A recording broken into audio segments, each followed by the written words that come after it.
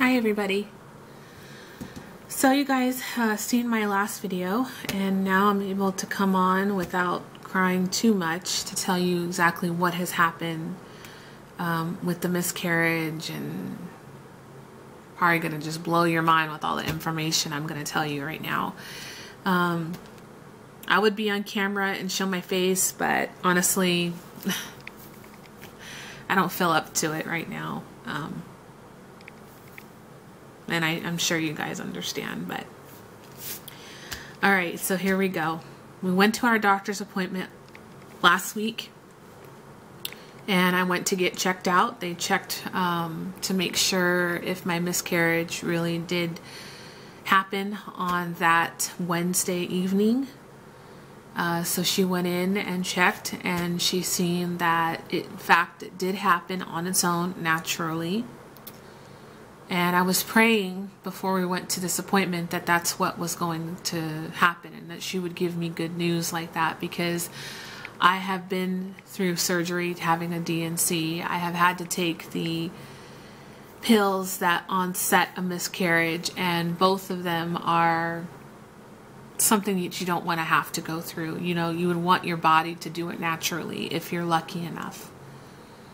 So she said that there are some blood clots still that need to pass, and that, you know, it may take a couple of days.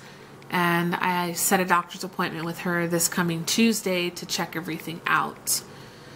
So after we had the exam, then we sat down in her office, and basically we talked for an hour and a half to basically go over this cycle, go over last IVF, the first time, the fresh cycle to the FET, going over what the embryos look like, this transfer compared to last transfer. And I told her what my deep down gut feeling was and why everything is going on. I told her how upset I was, how angry I am, because of all the time and the money that you invest in this procedure, and for it to fail is just the worst case scenario. It's disastrous. There's so many words to describe it that I don't even have enough in the dictionary to tell you how I feel.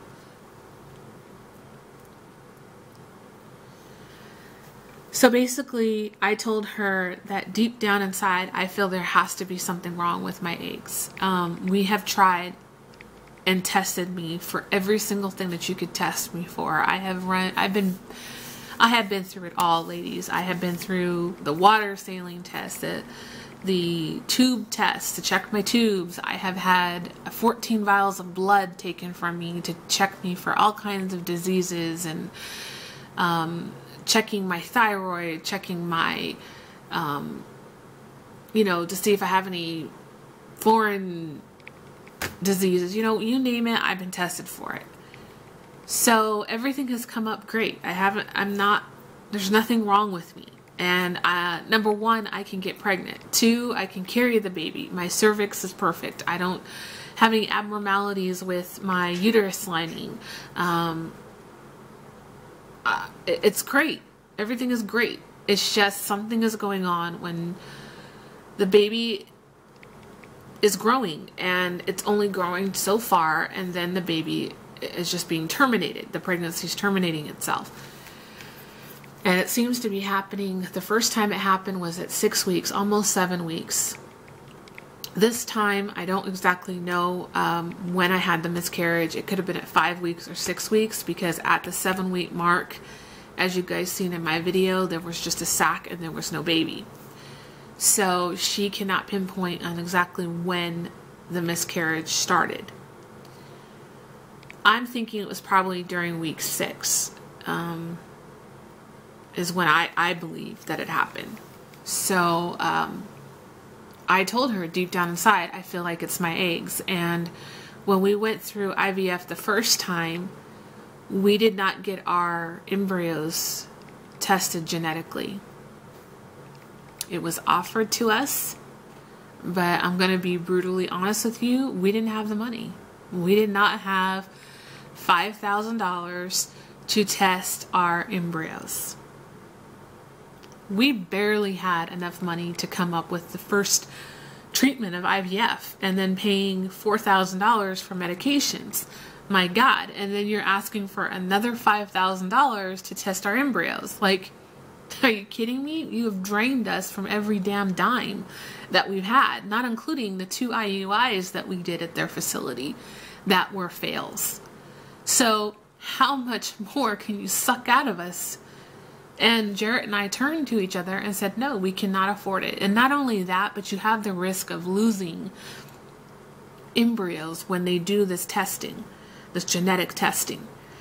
So we only had 5 embryos. 2 were top-notch quality. The other three were, they were okay. So we decided not to do that. And if we would have done that, it could have told me if my eggs were bad or if there was something chromosomally wrong. And you know, it's very hard when you have to be put up against a wall to choose what is right and what is wrong.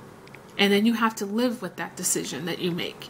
You know, it wasn't a wrong decision, and that we chose not to do it because we had every faith in our God and in the procedure that everything would be okay. And there was no reason for her to think that my eggs were bad. You know, I'm 35. We started the IVF process when I was 34, doing the IUIs and everything. So she didn't feel in her eyes that there was something genetically wrong with my eggs. But, you know, she's not, you know, a magician. She doesn't know the answers to everything. So we didn't send them off. We did the first transfer. You guys know what happened. We used the 2 good eggs, 1 stuck, and we lost that baby. And that was devastating to me. Then I got back on the horse. We're going to try it again. I put our last 3 embryos in because she told me that 2 embryos were looking okay and that the 3rd embryo would not make it to another cryo freeze, that we would lose that one. So I decided, along with Jerett, to use the last remaining 3 and pray for the best. Well, you guys know the outcome of that. Only 1 took out of the 3, and she said that we will never know if it was the good one that took or the 2 that were not so good.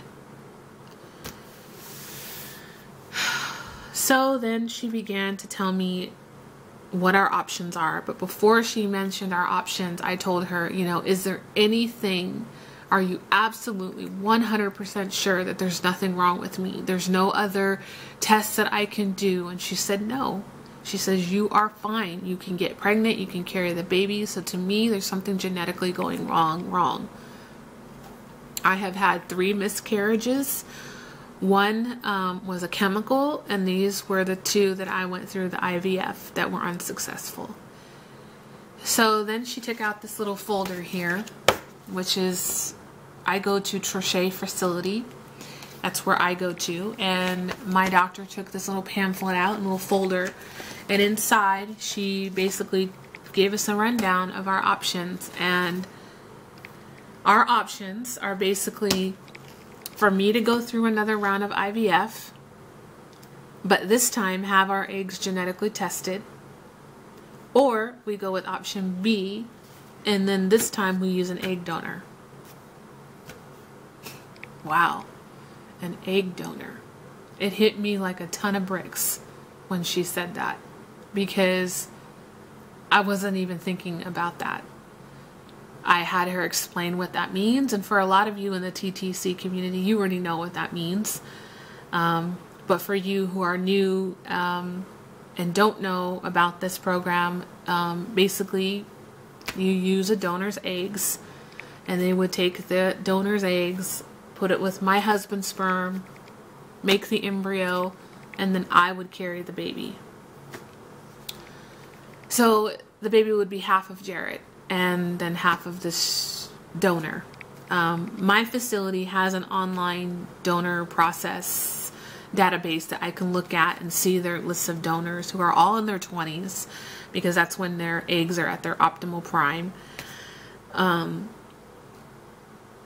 They do a fresh cycle with the donor, so the donor would have to go through this IVF process as if I was going through it. taking all the medications to harvest the eggs. She would have to go through egg extraction. Everything that I went through the first time, she would have to go through.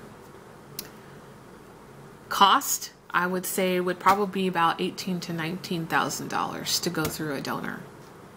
If I was to go through the IVF process again for myself, it would probably be about maybe $1,000 less, maybe $2,000 less. But I have to pick. I can't do me and then, oh, if my eggs are bad, oh, now we can just jump to the donor. No, I have to choose which path I'm going to take, because I can't do both. I can't have my cake and eat it too. It's only been a week since my second miscarriage, and it has been a roller coaster ride this time.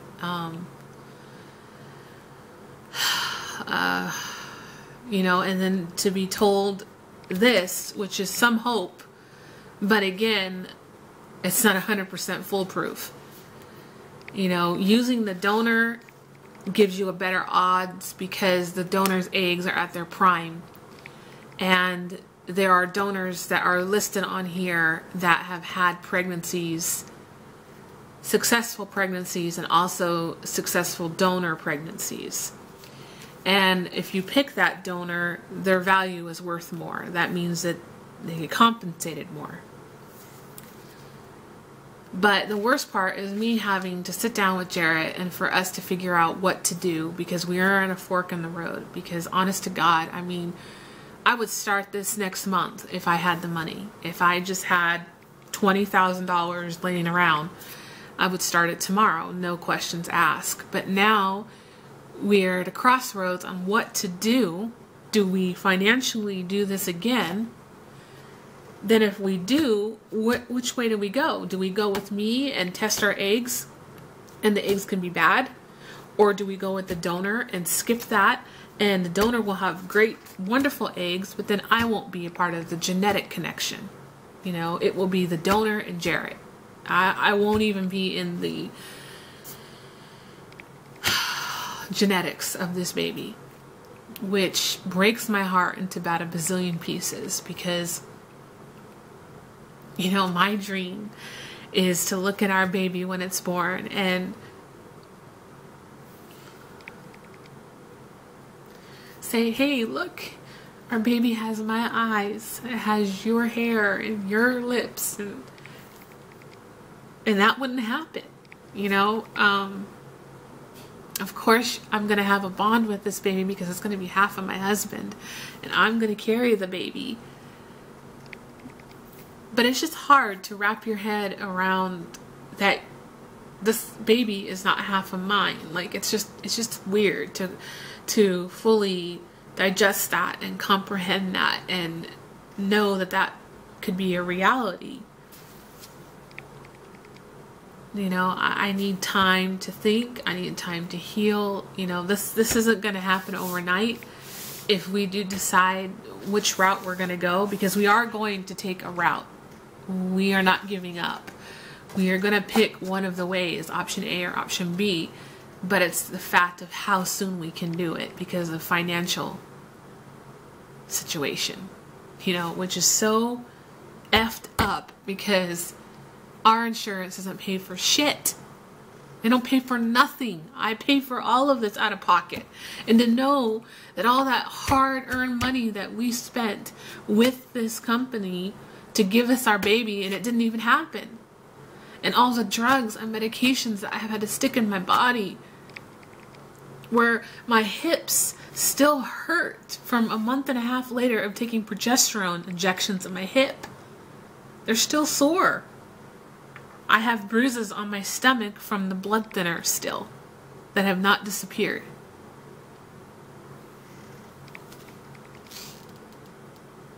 You know, you just feel like a lab rat, and you feel like you're broken, and you feel horrible. And I use that word in the office, and she says, don't use that word. You're not broken. And I'm like, I know that's a horrible word to use, but that's how I feel inside. I feel like a failure. I feel like I have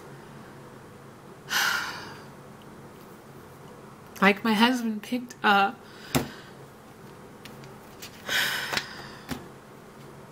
the wrong fish, you know what I mean? Like, God, like, and I don't know how to fix it. I don't know how to fix it. Like, how do you fix this shit? How do you come up with this money to have a child that you dream about every day? Or do you just let it go? Do you just let your dream go and you just carry on for the rest of your life wondering what might have been? And how do you make peace with that? I don't know. I don't know if all the therapy in the world could ever heal my heart if I did choose that way. You know, and that's why Jerett and I don't want to give up, and we want to pick one of these routes. We want to pick one of these options, but it's the money. It's the money that is just stopping us, you know, because we are not bazillionaires. You know, who is? Who has this kind of money just laying around for us normal people? You know, we're good people. We own our own home. We pay our taxes. We're kind. We volunteer. We adopt animals from animal shelters. We do all kinds of stuff. And here we are dealt with this hand, and all you can do is just say, God, why? Like, why? Why? I don't understand. I don't get it. And I try not to be mad, and I try not to just want to shout and scream. And I think about these women who just get pregnant just when you look at them, and I think, do you understand what a gift that is? If you only knew what it took for that baby to grow inside of you, if you only knew the fight that baby has to go through just to become an embryo and then attach itself to the uterine wall, it's like, it's mind-blowing. And it's fascinating that a little group of ball of cells can be made into a baby, and you carry that baby, and some of these women just walk around pregnant, and they're drinking and they're smoking and they're not eating healthy. And I just think, God, do you not understand the gift of life that is growing in your body? Do you not understand what I would give to have that?